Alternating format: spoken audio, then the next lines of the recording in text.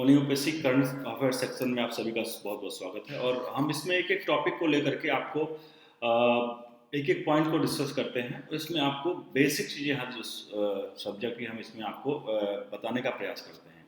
और यही इसमें है तो करंट अफेयर्स के ये आज जो सेक्शन इसमें जो नई शिक्षा नीति है उसके जो मेन फीचर्स हैं जिसको हमें जानने चाहिए एक स्टूडेंट के तौर पर, एक यूपीएससी या किसी कॉम्पिटिटिव एग्जाम की तैयारी के लिए जो तो तैयारी कर रहे हैं समय प्रिपरेशन करना है उनके लिए जानना बहुत ज़रूरी है। तो इस वीडियो को आप लाइक करिएगा, शेयर करिएगा, जो हम बार बार कहते हैं चैनल को सब्सक्राइब करिएगा। ज़्यादा से ज़्यादा फ्री क्लासेज यूपीएससी के लिए या किसी भी कॉम्पिटिटिव, क्योंकि करंट अफेयर्स जो है वो किसी भी कॉम्पिटिटिव एग्जाम के लिए फ़ायदेमंद होता है। केवल यूपीएससी या उसके लिए यूपीएससी को लेकर हम इसको टारगेट करते हैं कि यूपीएससी के स्टूडेंट के लिए, बट ये हर टाइप के एग्ज़ाम के लिए सुटेबल होता है करंट अफेयर्स। चलिए आपका वक्त सीधे तौर पर ले चलता हूँ उस टॉपिक पर जिस टॉपिक को हम आपके सामने यहाँ पर डिस्कस करना चाहते हैं। और हाँ, आपको अब चीज़ें एक रेगुलर वे में मिलेंगे। हम और चीज़ चेंजेस कर रहे हैं, टीचर्स बढ़ा रहे हैं, ऑफिस कुछ रिनोवेट कर रहे हैं, कुछ चीज़ें बढ़ाने की कोशिश कर रहे हैं और ये सब कुछ फ्री ऑफ कॉस्ट, यानी इसका कोई चार्ज नहीं लगेगा।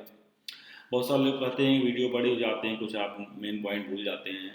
तो स्टूडेंट से हमें लगता है कि स्टूडेंट से जो हम इंटरेक्ट करते हैं, उनसे वार्तालाप करते हैं अपार्ट फ्रॉम पढ़ाई से, तो थोड़ा सा एक संबंध स्थापित होते हैं छात्र और एक संस्था के बीच में, वही हम यहाँ पर कर रहे हैं। तो चलिए आपको बताते हैं सीधे तौर पर जो हम आज का टॉपिक लेकर आए हैं जो करंट अफेयर्स का, वो मेन है कि जो नई शिक्षा नीति लाई गई है वो शिक्षा नीति असल में है क्या।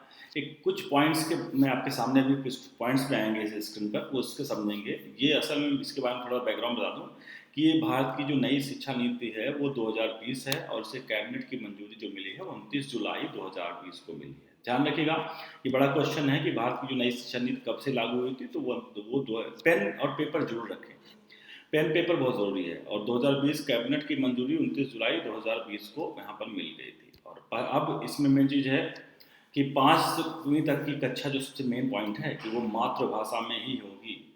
और इस नीति के तहत शिक्षा का सकल घरेलू उत्पाद का 6% यानी जीडीपी का 6% भाग खर्च किया जाएगा इस पे, जो आपका है, ठीक है। और देश की सबसे पहली नीति इंदिरा गांधी ने, ये भी एक पॉइंट है कि इंदिरा गांधी ने 1968 में सबसे पहली शिक्षा नीति लाई थी, 1968 में। और इसमें 4 पॉइंट मैंने आपको बताया। पहला पॉइंट ध्यान देने की कि ये शिक्षा नीति जो है वो 29 जुलाई 2020 को वो किया गया था, 5वीं तक मातृभाषा की, और इसके तहत घरेलू सकल उत्पाद का 6% भाग खर्च किया जाएगा इसमें। और पहली जो अगर शिक्षा नीति की बात करते हैं तो वो आपको 1968 में इसमें हुआ। तो ये तरह से बता दूं, एक तरह से इस सरकार का जो मेन कारण था वो एक तरह से चाह रही थी कि अब तक, क्योंकि 1968 में कोई शिक्षा का शुरुआत हुआ, किसी चीज़ का अमेंडमेंट हुआ, तो अब तक, तब से लेके अब तक में बहुत फर्क आ गया है। तो इसलिए इन्होंने चाहा कि यह 34 साल की जो वर्तमान पुरानी व्यवस्था है उसको बदल करके कुछ नया और प्रभाव, वो कहीं ना कहीं कहते हैं कि सरकार कभी की प्रभावहीन हो रही थी, तो इसलिए इसको लेकर के नया आया गया। और ये मानव विकास संसाधन मंत्रालय की नई शिक्षा नीति का ड्राफ्ट जो तैयार किया गया था वो 2019 में ही करके, और उसकी सलाह, जनता की सलाह भी मांगी गई थी इसको लेकर के। तो ये भी ध्यान रखिएगा कि इसके लिए पहले जनता की सलाह के बाद ही इसको इम्प्लीमेंट में लाया गया है। तो अब हम आपके सामने लिए रख रहा हूँ, जो आपके सामने पॉइंट्स रखूँगा, एक एक पॉइंट्स आपके सामने दिखाने जा रहा हूँ। आपके स्क्रीन पर देखिएगा कि मेन खास पॉइंट कौन कौन से हैं शिक्षा नीति के। देखिए, नई शिक्षा नीति के प्रमुख पॉइंट समझिएगा एक नज़र में। ये सकल घरेलू उत्पाद का 6% इस पर खर्च किया जाएगा, जो अभी तक केवल 4.43% था अब तक। ध्यान रखिएगा, अभी तक 4.43% है जो था, अब 6%, यानी कि लगभग 1.507 के आसपास ये बढ़ाया गया है। 5वीं कक्षा मातृभाषा में होगी, मतलब लाइक आप अगर किस दिल्ली से हैं, कहीं से हैं, यूपी से, तो आपको मातृभाषा हिंदी होगी, नहीं 5वीं तक आपको हिंदी में ही शिक्षा लेनी पड़ेगी, अंग्रेजी नहीं होगा या कोई और मातृभाषा ही होगी। मानव संसाधन विकास मंत्रालय का नाम बदलकर शिक्षा मंत्रालय कर दिया गया है, बड़ी खबर है। ये भी एक तरह से खबर के रूप में आप देखें तो बड़ी चीज़ है, बड़ा पॉइंट है इसमें कि जो मानव संसाधन विकास से HRD कहते थे, ह्यूमन रिसोर्स में विकास मंत्रालय कहा जाता था, उससे अब शिक्षा मंत्रालय का नाम दे दिया गया है। ध्यान रखिएगा आप इसके अतः रमेश पोखरियाल जो हैं वो देश के अब शिक्षा मंत्री कहलाएंगे।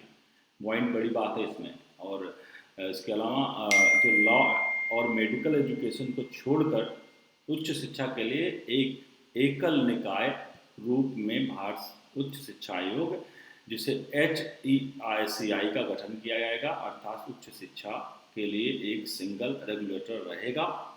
उच्च शिक्षा में 3.5 करोड़ नई सीटें जुड़ जाएंगी। और इसके अलावा छठी क्लास, बता दूँ आपको, छठी क्लास के वोकेशनल कोर्स भी यहाँ पर किए जाएंगे। इसके अलावा छात्रों को छठवीं के बाद इंटर्नशिप भी कराई जाएगी। और म्यूजिक और आर्ट्स के में पाठ्यक्रम भी इसमें बढ़ावा दिया जाएगा।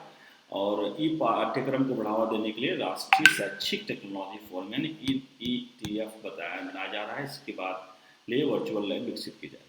इसके अलावा वर्ष 2008वां पॉइंट है, वर्ष 2030 तक उच्च शिक्षा के फीसद सकल नामांकन अनुपात जिसे कहते हैं GIR ग्रॉस एनरोलमेंट रेशियो 50% पहुँचाने का लक्ष्य है। और 2018 में जो 26.3% था, यानी कि लगभग डबल के आसपास करने के यहाँ जो वो कर रहे हैं। और नई शिक्षा नीति के तहत अब आप सभी को महत्वपूर्ण जो पॉइंट है उसमें मल्टी एंट्री और एग्जिट सिस्टम लागू होना होगा। यदि कोई छात्र 3 साल का इंजीनियरिंग पढ़ने या 6 सेमेस्टर पढ़ने के बाद किसी कारण से आगे पढ़ाई नहीं कर पाता है तो उसे कुछ भी हासिल नहीं होता है। लेकिन अब जो बता रहा हूँ आपको कि मल्टीपल जो एंट्री और एग्जिट सिस्टम है, उसके बाद 1 साल की बात छोड़ने के बाद सर्टिफिकेट, 2 साल के बाद डिप्लोमा और 3 साल के बाद पढ़ाई छोड़ने के बाद डिग्री मिल जाएगी। इससे देश में ड्रॉप आउट जो रेशियो हो वो काफ़ी कम हो जाएगा।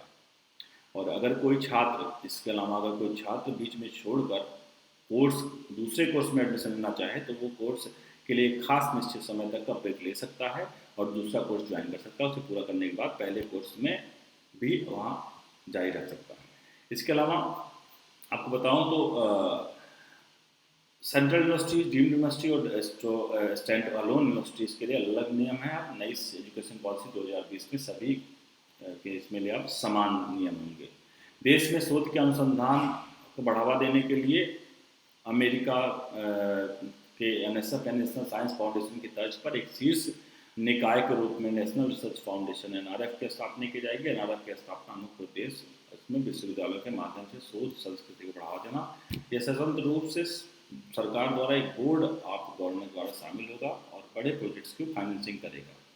तो ये मैंने आपको बताया कि ये जो मैं पॉइंट्स आपको बताए हैं, ये नई शिक्षा नीति का जो ये मेन चीज़ है, ये आपके लिए बहुत ही महत्वपूर्ण है। और इसको आप सभी एक बार जरूर मेमोराइज करें, इस पॉइंट्स को लिखिए। और जो हम करंट अफेयर्स पढ़ा रहे हैं, इसका सबसे फ़ायदा ये है कि सारे स्टूडेंट इसको देखें तो पेन और पेपर ले लें और उसको पॉइंट वाइज जो मेन हेडिंग उसको लेकर के पॉइंट वाइज लिख लें। और एक बार आप जब अभी लिखेंगे और जब बाद में इसको एक बार मेमोराइज कर लेंगे तो आपको भूलने वाला नहीं है इसमें जो आपके आंकड़े हैं सब कुछ। चलिए इस क्लास को ही ख़त्म करेंगे और आप चैनल को सब्सक्राइब करके